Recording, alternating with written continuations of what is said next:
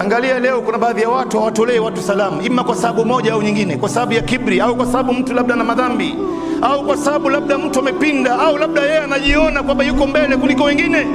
Lakini hawa ambao anakataa kuwatolea salamu hapa duniani, lau wanafariki, atakwenda makaburini, atawatolea salamu wakiwa ndani ya kaburi. Waliyadhu billah. Bi Aisha namuuliza Mtume Rasulullah, idha zurtu alqubur madha aqul, ewe Mtume wa Mungu, mimi nitakapozuru makaburi niseme nini? Mtume anamwambia Bi Aisha, quli assalamu alaykum ya ahla ad-diyar min almuslimina walmu'minina wa inna insha Allah bikum lahiqun, nas'alu Allah lana wa lakum al-afiyah wa nahnu lakum at-taba', assalamu alaykum ya ahla ad-diyar من المسلمين والمؤمنين وإنا إن شاء الله بكم لاحقون نسأل الله لنا ولكم العافية ونحن لكم التبع. Kuna riwaya nyingi unafenda na kuna makaburi unawaambia jamani watu wa makaburi assalamu alaikum.